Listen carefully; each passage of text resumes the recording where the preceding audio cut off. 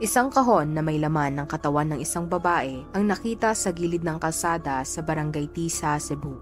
Sino ang babaeng ito at ano ang nangyari sa kanya? Sino kaya ang gumawa sa kanya nito? Ang kasong ito ang isa sa pinaka-nakakaintrigang kaso sa Pilipinas dahil sa mga di inaasahang twist at iba't ibang opinyon ng mga tao lalo na sa social media.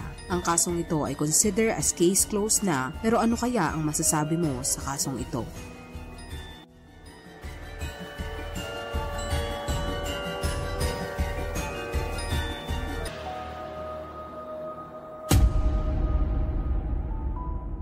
Isang umaga noong July 17, 2023 sa Barangay Tisa sa Cebu City ay tila isang ordinaryong araw lamang. Ngunit ng mga bandang alas 7 ng umaga ay may napansing kakaiba ang mga residente sa gilid ng isang kalsada. Isang malaking kahon ang nakita nila na nakatambak sa gilid ng kalsada. Isang security guard sa isang malapit na subdivision ang unang nakapansin sa nasabing kahon. Ngunit ito ay di niya pinansin dahil sa pag-aakalang ito ay isang karton lamang na itinapon na naglalaman ng mga basura o mga lumang gamit. Ngunit napansin naman ng iba pang mga residente ang di kaaya-ayang amoy na nanggagaling sa kahon at ito ay nilalangaw na. Ngunit wala pa ding naglalakas loob na tignan kung ano ang nasa loob nito. Nang mga bandang alauna ay nadaanan ito ng isang street sweeper at naisipang tanggalin na ito sa gilid ng kalsada.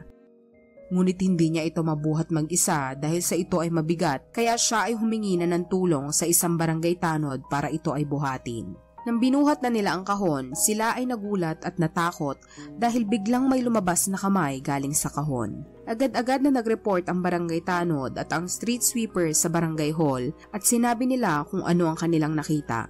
Ang barangay captain ng Barangay Tisa na si Kapitan Ringo Pecanya ay agad ni-report sa mga pulis ang insidente. Dumating ang mga pulis sa lugar at kinumpirma ang kinatatakutan ng lahat. Ang nasabing kahon sa gilid ng kalsada ay naglalaman ng isang naaagnas ng katawan ng isang babae. Mga bandang alas 2 ng hapon ay ineksamin ng mga otoridad ang katawan at napag-alaman na ito ay naaagnas na. Ang mga kamay at paa ng biktima ay nakatali ng aluminum cable. Ang katawan ng biktima ay nakabalot ng puting kumot. Ang kanyang mukha ay parang hinampas at sinunog. Madami ding nakita mga pasa sa kanyang katawan pero ang iba ay baka gawa lang daw ng pagkakaagnas na ng katawan.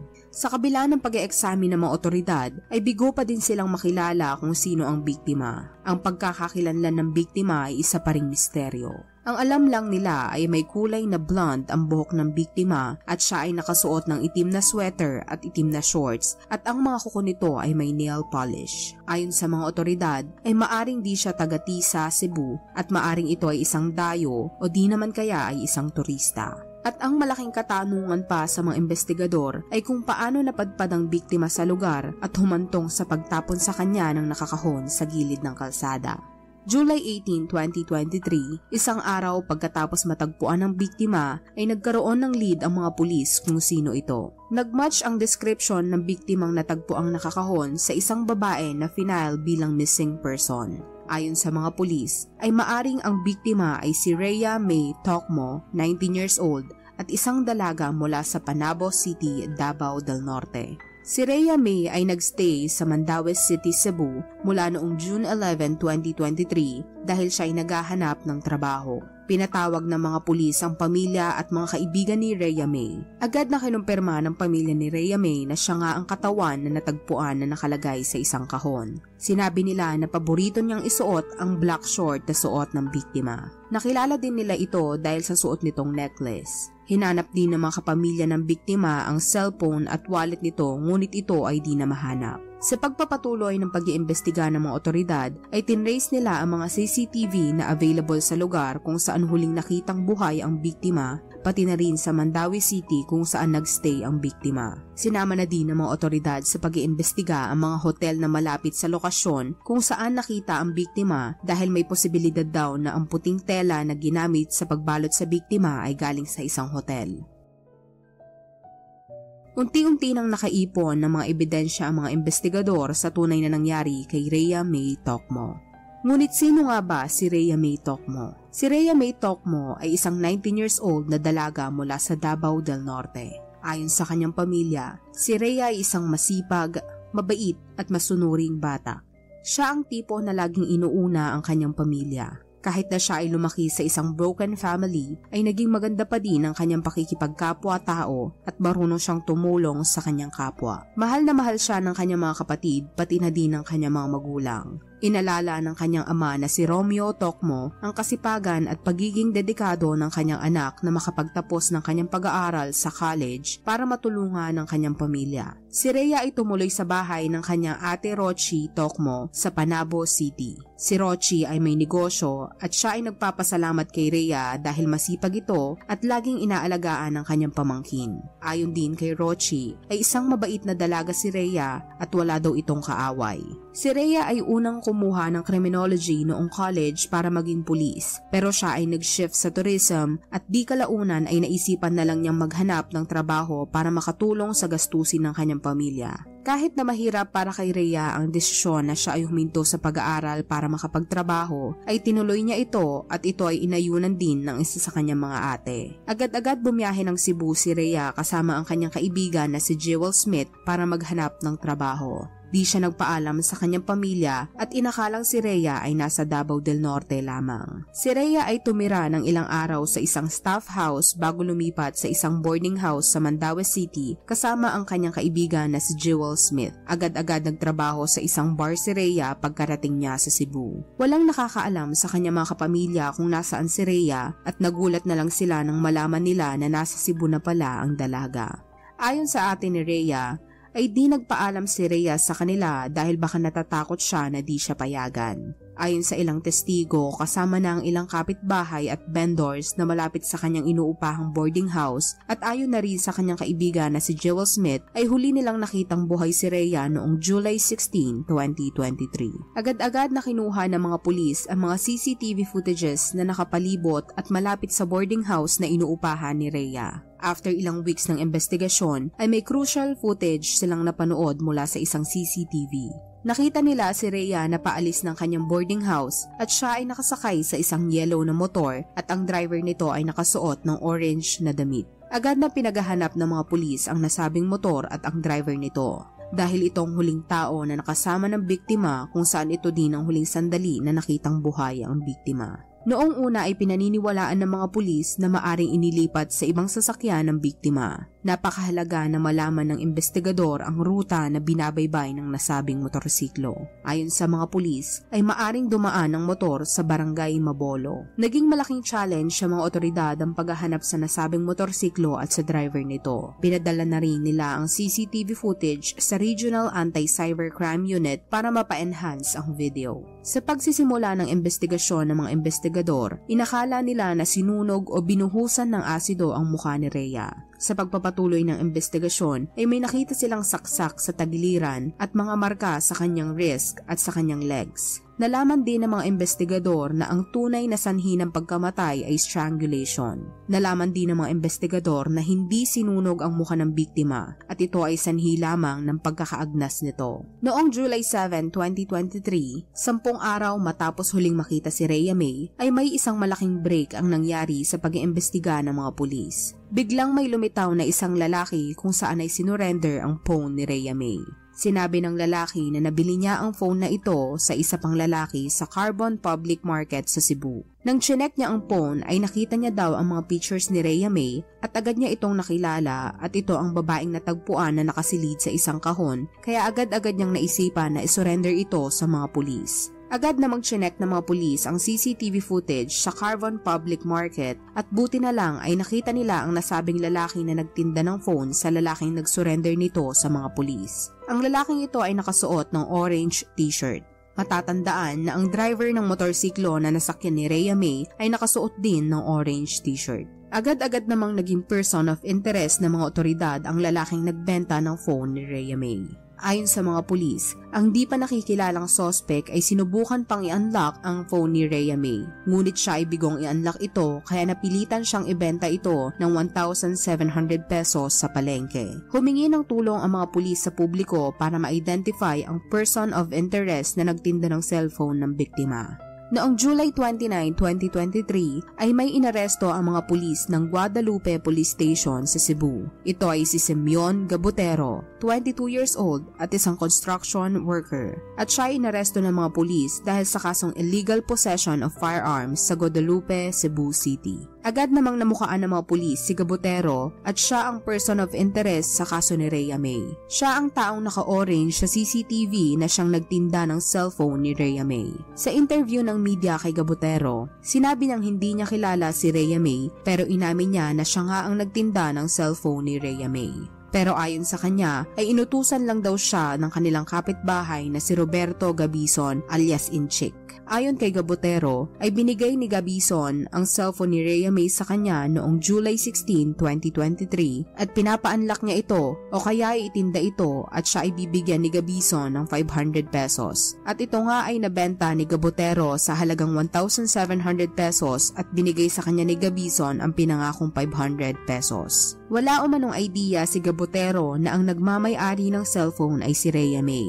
Sinabihan din daw siya ni Gabison na huwag ipagsasabi na sa kanya galing ang cellphone kung sakaling mayroong mang magtanong tungkol dito. Nang makita ni Gabotero ang CCTV footage na pinakita ng mga pulis at na-realize niya na siya ay wanted, ay di siya sumuko agad sa mga pulis dahil sa takot na siya ay mapagbintangan na siya ang gumawa ng krimen kay Rhea May. Sa pagpapatuloy ng interogasyon ay sinabi ni Gabotero na nakita niya si Gabison na nakikipagtalo kay Rhea May malapit sa Guadalupe Elementary School isang araw bago matagpuan ng kahon na naglalaman ng biktima na itinapon sa gilid ng kalsada. Ang 22 anyos na si Gabotero ay nasangkot noon lamang nakaraang taon sa isang robbery case sa Toledo, Cebu. At kamakailan lang, ilang araw bago ang pagkakadiskubre sa kahon, kasama pa ang isang suspect ay nilooban nila ang isang babaeng negosyante sa kanyang bahay at kinuha nila ang bag nito na naglalaman ng 8,000 pesos na cash. Naglalaman din ang bag ng babae ng gadgets at mga alahas na hindi bababa sa halagang 150,000.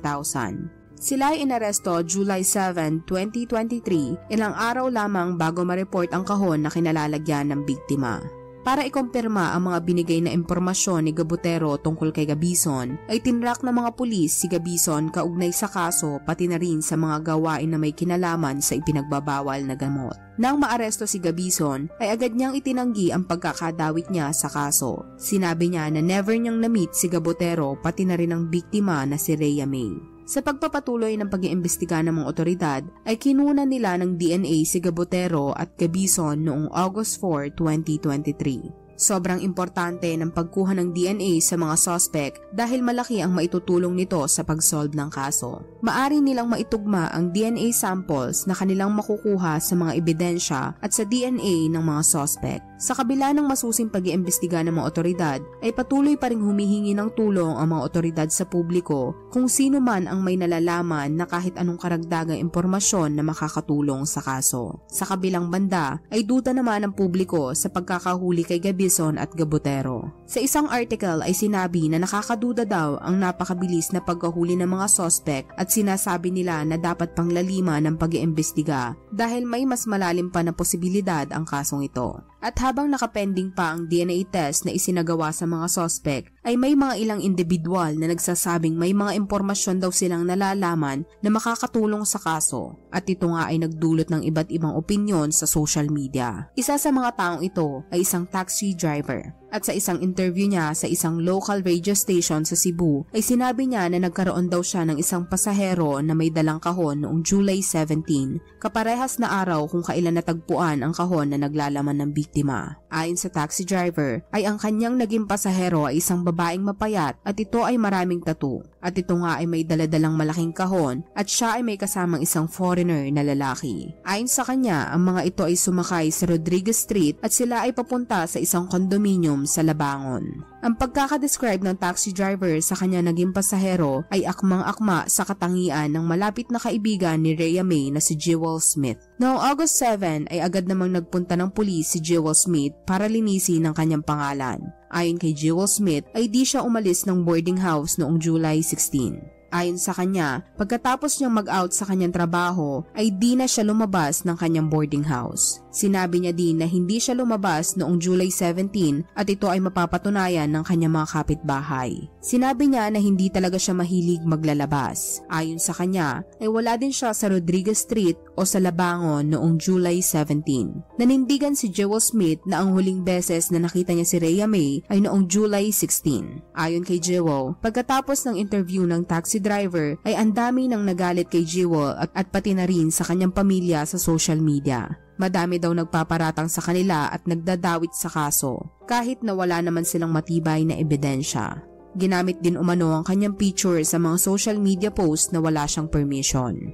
Dahil dito ay nakiusap ang mga pulis na kung sino man ang may mga impormasyon ay dumiretso na sa kanila at huwag itong idaan sa social media. Naisipan din mag-file ni Jewel Smith ng kaso laban sa taxi driver na nagkalat umano ng di totoong impormasyon na ikinasira ng kanyang pangalan at nagdulot ng stress sa kanya at maging sa kanyang pamilya. Noong araw na hindi umuwi ng boarding house si Rhea May, ay agad na nag-report si Jewel Smith ng missing person. Sa pagpapatuloy ng investigasyon, ay parehas na pinakinggan ng mga otoridad ang side ng taxi driver at ni Jewel Smith. Gayunpaman ay mas nag-focus pa din sila kay Gabotero at kay Gabison bilang kanilang primary suspect at hindi na nila itinuring na suspect si Jewel Smith dahil ito ay nakikikooperate sa investigasyon at nasagot nito lahat ng mga tanong ng mga pulis na magpapatunay na siya ay walang kinalaman sa kaso.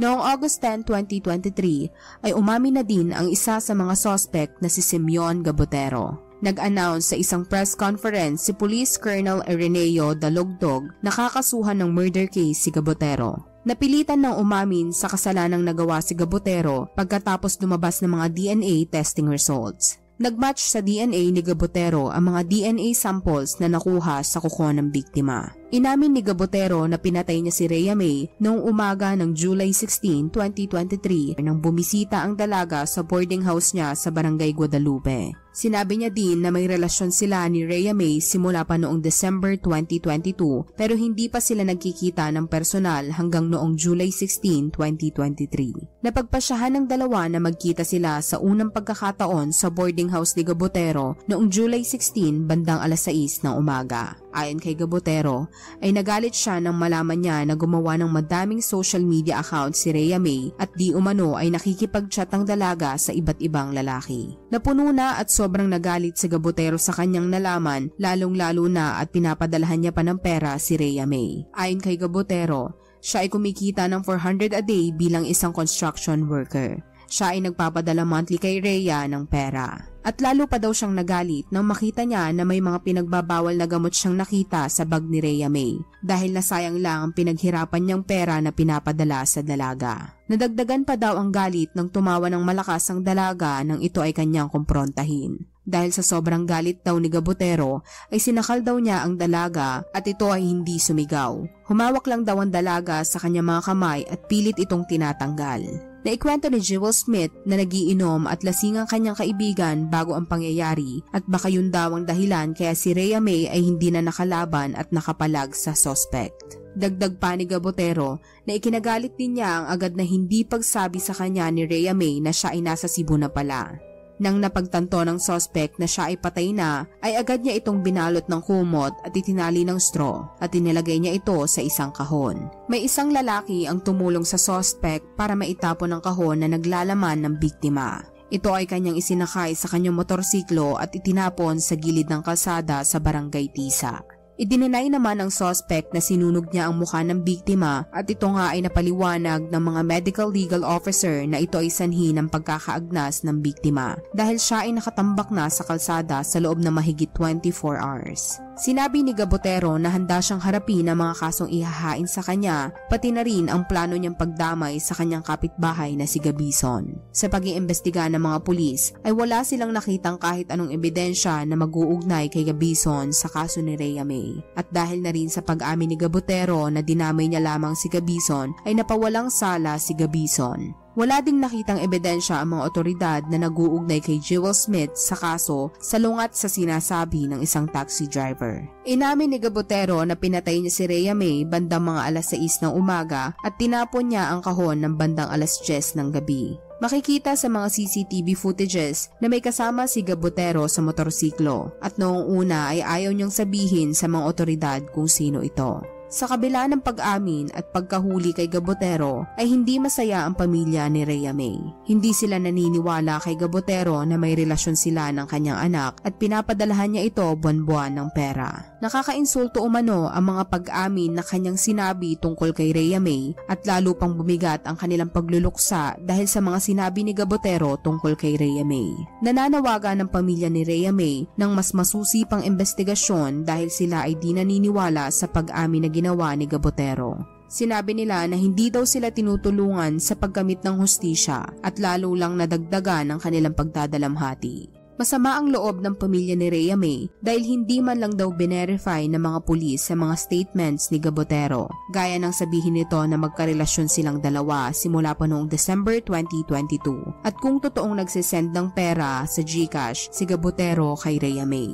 Bilang sagot sa pamilya ni Rhea May, noong August 11, 2023 ay iniharap ni Police Major Angelito Belecer sa isang press conference sa mga ebidensya na kanilang naipon at sinabi sa pamilya ni Rhea May na personal na tingnan ang mga ebidensya na kanilang nakalap na nag-uugnay sa suspect sa kaso. Nirerespeto ni Major Belecer ang nararamdaman ng pamilya ni Rhea May at gusto niya maging transparent sa kanilang pag-iimbestiga sa kaso. Sa kabilang banda, ang driver ng dilaw na motorsiklo na makikitang sinakyan ni Rhea May ay nagpunta sa mga pulis noong August 11, 2023 para linisin ang kanyang pangalan at patunayan na wala siyang kahit anong kinalaman sa kaso. Ang habal-habal driver na ito ay si Marjun Carril na taga Lapu-Lapu, Cebu. Sinabi niya na na-realize niya na ang kanyang naging pasahero ay ang biktima nang makilala niya ang kanyang motorsiklo na nag-trending sa social media. Wala umano siyang balak na magtago sa mga pulis at sinabi na hinatid niya lang si Rhea May sa Guadalupe at namasahe ng 300 pesos. Noong madaling araw ng July 16 ay hinatid ni Marjun si Rhea May sa boarding house ni Gabotero. Sinabi pa niya na siya ay naligaw pa at nagtanong-tanong sa mga tao sa kalsada ng tamang daan. Sinabi din niya na noong August 10 lang niya nalaman na ang kanyang naging pasahero na si Rhea May ay naging biktima pala ni Gabotero sa isang krimen. Nabalitaan niya na may natagpo ang katawan sa gilid ng kalsada sa Barangay Tisa pero di niya alam na ito pala ay naging pasahero niya. Nagtutugma ang statement ng driver ng motorsiklo na si Rhea May nga ay nasa Guadalupe kung saan naroon ang boarding house ni Gabotero noong July 16. Pinasundan pa ito ng statement ng nanay ni Gabotero na noong July 16 ay sinabi daw ni Gabotero na lumabas muna ang kanyang nanay dahil meron siyang bisitang babae. Nang bumalik siya sa boarding house para magluto siya ng almusal ay nag-iisa na si Gabotero sa boarding house at siya ay pawis na pawis. Kinagabihan, bandang alas 7 ay may napansin ang nanay ni Gabotero na malaking kahon sa kanilang boarding house. At nang tanungin niya si Gabotero kung ano ang laman ng kahon ay sinabi nito na mga damit lamang ang laman ng kahon. Mga bandang 10 p.m. ay nagpatulong si Gabotero sa kanyang nakababatang kapatid na itapon ang kahon at sinabi din niya sa kanyang kapatid na ang laman ng kahon ay mga lumang damit. Noong August 14, ay pinakita ng mga otoridad sa pamilya ni Rhea May ang mga ebidensya na kanilang nakuha na nagpapatunay na si Simeon Gabotero ang gumawa ng krimen. Kasama sa mga ebidensyang ito ang black jacket na sinuot ni Gabotero, ang pulang helmet at puting jacket na suot ng kanya nakababatang kapatid noong itapon nila ang kahon at ito ay nakita sa CCTV. Kasama din sa mga ebidensya ang bag at damit na suot niya noong binenta niya ang cellphone ni Rhea May sa palengke. Ayon sa kapatid ni Gabotero, ay nagpatulong ito na itapon ang kahon pero wala siyang kamalay-malay na laman pala nito ang biktima. Nagdudugtong-dugtong na ang lahat ng mga pangyayari. Mula sa mga CCTV footages, witness statements, pati na rin sa DNA test na isinagawa sa suspect at lahat ng mga ito ay nag-uugnay kay Gabotero sa kaso. Sinabi ng mga otoridad na ang timeline sa CCTV at sa statement ng kapatid ni Simeon Gabotero ay nagtutugma at di na talaga makakaila na si Gabotero ang may gawa ng krimen. Sinabi ni Colonel Dologdog na malakas ang ebidensya nila sa kasong isinampa kay Gabotero.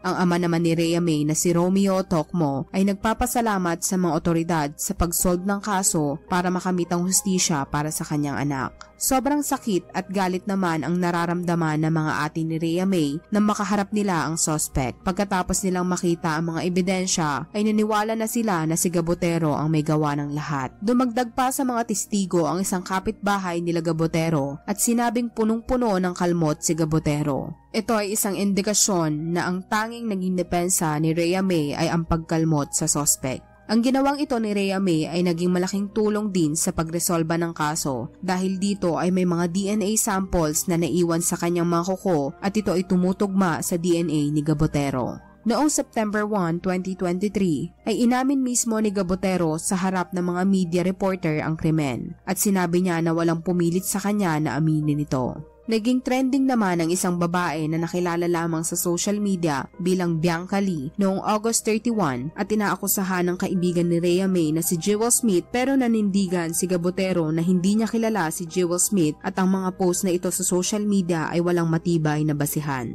Dahil dito ay muling nanawagan ng mga otoridad na humarap sa mga pulis at huwag idaan sa social media ang pagkakalat ng mga impormasyon na walang basihan. Sinabi nila na makakamit lang ang hustisya sa tamang pag-iimbestiga at hindi sa pagpo-post sa social media at pagbibigay ng publiko ng kanilang mga opinyon na walang ebidensya. Sa kabilang banda, si Rupil Banyok, station manager ng radio station DYHP, ay nag-offer kay Bianca Lee na humarap ng personal at nag-o-offer si Banyok ng 100k sa bawat ebidensya na mapapakita ni Bianca Lee. Ngunit walang Bianca Lee ang lumabas. Pinagbibintangan si Gabotero ng publiko na siya ay may pinoprotektahang malaking tao kaya siya umamin sa kaso. Agad naman itong kinontra ni Major Balacer at pinaglaban ang pagiging transparent ng investigasyon. Sinabi niya rin na may mga taga-CHR nang umamin si Gabotero para masigurado na walang pilitang nangyari sa pag-amin nito. Noong August 18, 2023 ay opisyal nang kinasuhan si Gabotero kasama ang kanyang 15-year-old na kapatid na kasama niyang nagtapon ng kahon kung saan nakalagay ang biktima. Kahit na walang alam ang kapatid ni Gabotero kung ano ang laman ng kahon ay makakasuhan pa rin siya. Kumpiyansa si Major Balacer na malakas ang kaso nila laban kay Gabotero. Kahit bawiin pa umano ni Gabotero ang kanyang statement ay hindi pa rin magsisinungaling ang mga ebidensya na nagtuturo kay Gabotero at siguradong makakamit ni Rhea May ang hustisya.